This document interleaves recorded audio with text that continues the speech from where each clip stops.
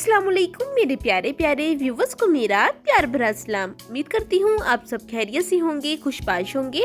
आज हम ब्रेड से बहुत ही अमेजिंग रेसिपी बनाने लगे हैं जिनमें ब्रेड का इस्तेमाल होगा। तो सबसे पहले हम स्टफिंग तैयार कर लेते हैं। तो उसके लिए पैन लेंगे, इसमें 2 चम्मच घी या ऑयल शामिल करेंगे। अब हाफ टी स्पून शामिल करेंगे अजवाइन और हाफ टी स्पून शामिल करेंगे जीरा। फ्लेम आपने ऑन कर देना है और मीडियम फ्लेम पर अब आपने इन दोनों चीजों को हल्का सा सौटे करना है चंद सेकंड के लिए। चंद सेकंड सौटे करने के बाद अब हम शामिल करेंगे लहसुन अदरक का पेस्ट। तो यहाँ पर मैं 1 चम्मच के करीब लहसुन और 1 चम्मच के करीब अदरक का पेस्ट शामिल कर रही हूँ। अब इसको भी हल्का सा सौटे कर लेंगे ताकि जो लहसुन अदरक का कच्चापन है वो खत्म हो जाए। चंद सेकंड तक आपने इन दोनों चीजों को सौटे करना है। इसके बाद हम बाकी अज्जा जो है वो शामिल करेंगे। तो देखिए सौटे कर लिया है अच्छे से। अब मसाले शामिल करते हैं। तो 1 चम्मच शामिल करेंगे चिली फ्लेक्स, हाफ चम्मच शामिल करेंगे नमक, हाफ चम्मच शामिल करेंगे गरम मसाला। ये स्पेशल मसाला मेरे चैनल पर मौजूद है, ऊपर आपको इसका लिंक शो हो रहा होगा, देख लीजिएगा। अब 1 बड़े साइज का शामिल करेंगे टमाटर, जिसको मैंने अच्छे से चॉप कर लिया है। अब अच्छे से इन मसालों को सौटे करेंगे तकरीबन 1 से 2 मिनट के लिए। साथ ही हम हल्का सा पानी भी शामिल करते जाएंगे ताकि अच्छे से मसालों की जो भुनाई है वो हो जाए। तो यहाँ पर मैं साथ ही शामिल कर रही हूँ सब्ज मिर्चें। तकरीबन 3 से 4 सब्ज मिर्चें हैं जिनको मैंने अच्छे से चॉप कर लिया है, ये शामिल करेंगे। तो यहाँ पर मैंने चिली फ्लेक्स का इस्तेमाल किया है, लाल मिर्च पाउडर का इस्तेमाल नहीं किया। अगर आपके पास चिली फ्लेक्स नहीं है तो आप ऐसे कीजिएगा कि लाल मिर्च का जो पाउडर है वो शामिल कर लीजिएगा। तो देखिए 3 मिनट हो चुके हैं। अब 3 मिनट बाद हम शामिल करेंगे प्याज। तो 1 बड़े साइज का प्याज है जिसको मैंने अच्छे से चॉप कर लिया है, ये शामिल करेंगे।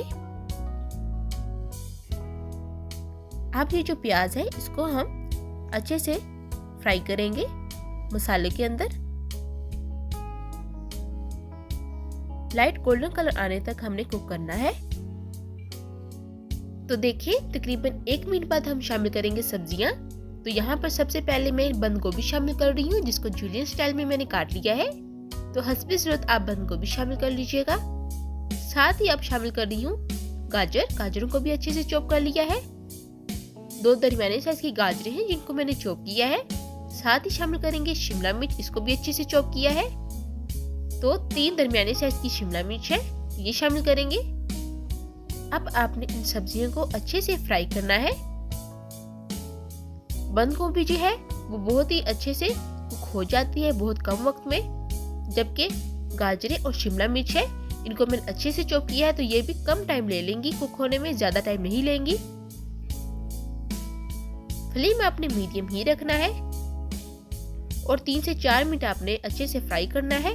अब यहाँ पर शामिल कर रही हूँ 1 चम्मच के करीब अनारदाना। इसका टेस्ट बहुत ही अमेजिंग होता है, ये भी आप शामिल कीजिएगा। तो ये अब जो स्टफिंग है ये मैं तैयार कर रही हूँ। इस स्टफिंग को तैयार करके आप स्टोर भी कर सकते हैं और 1 हफ्ते के लिए यूज कर सकते हैं मुख्तलिफ रेसिपीज में। अब यहाँ पर मैं 1 चम्मच चिली सॉस शामिल कर रही हूँ। साथ ही 1 चम्मच सिरका शामिल कर रही हूँ और 1 चम्मच सोया सॉस।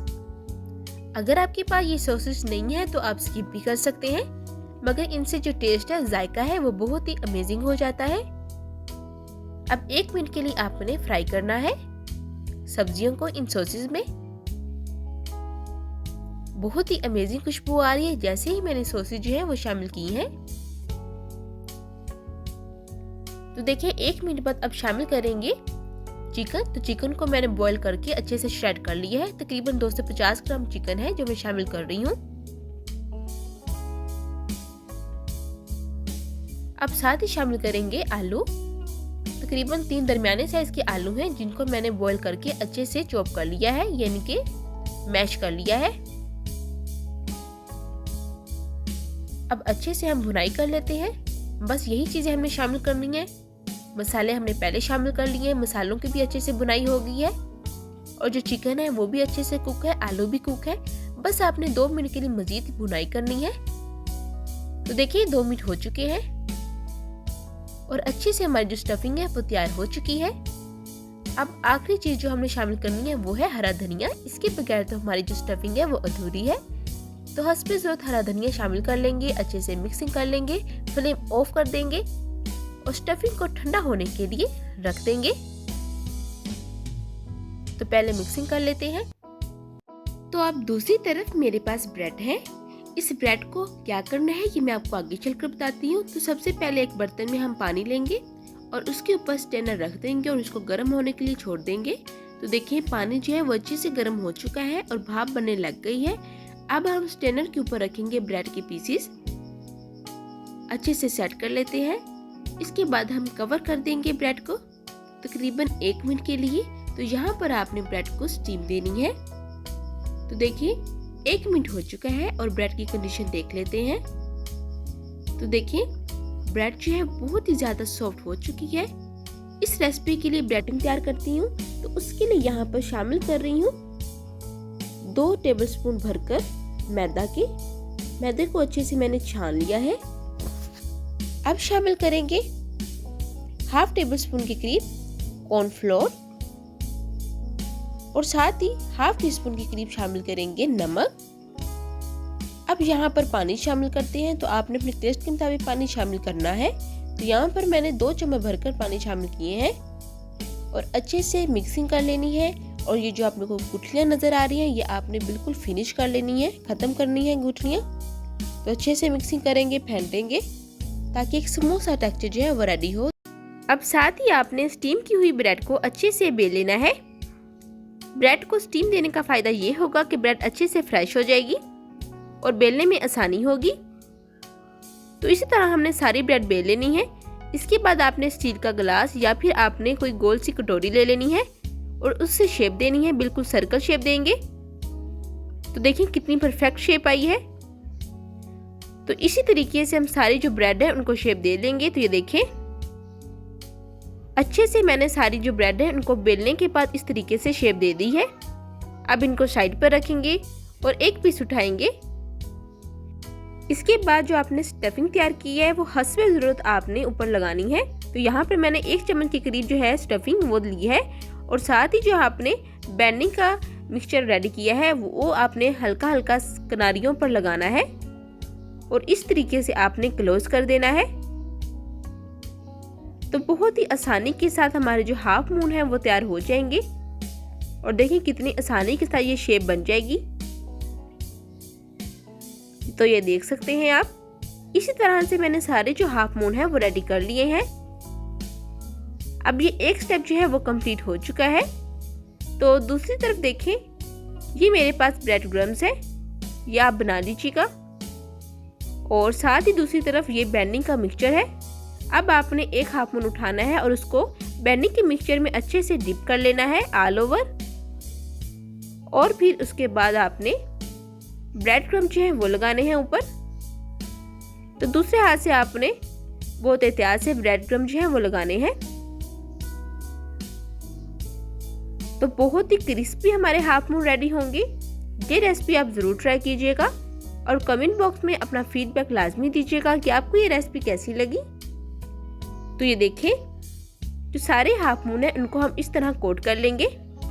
कोट करने का फायदा ये होगा कि जब हम फ्राई करेंगे तो बहुत कम ऑयल लेंगे। तो देखें सारे जो हाफ मून है वो मैंने अच्छे से कोट कर लिए हैं। अब ये फ्राई होने के लिए बिल्कुल रेडी हैं। अब इनको हम साइड पर रख देंगे। दूसरी तरफ हम ऑयल लेंगे। जब ऑयल अच्छे से गर्म हो जाएगा इसके बाद आपने बहुत ही एहतियात से एक एक हाफ मून जो है वो ऑयल में शामिल करते जाना है। फ्लेम अब आपने मीडियम रखना है और बहुत ही एहतियात से आपने इन हाफ मून को फ्राई कर लेना है।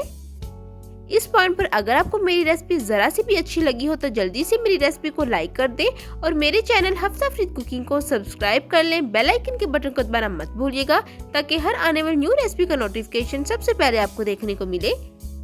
तो देखिए चंद सेकंड के बाद हम इसकी साइड चेंज कर लेंगे और तकरीबन आपको 1 मिनट लगेगा और बहुत ही सुनहरा कलर आ चुका है। अब आपने स्ट्रेनर की मदद से इनको निकाल लेना है। ताकि अज़ाफ़ी ऑयल जो है वो निकल जाए। तो इस तरह से आप बाकी बैच भी रेडी कर सकते हैं। तो देखिए अब हम डिश आउट कर लेते हैं। तो देखिए माशाल्लाह सुभान अल्लाह, हमारी आज की जो रेसिपी है वो तैयार हो चुकी है। अब आप मायोनीज या केचप के साथ सर्व कर सकते हैं।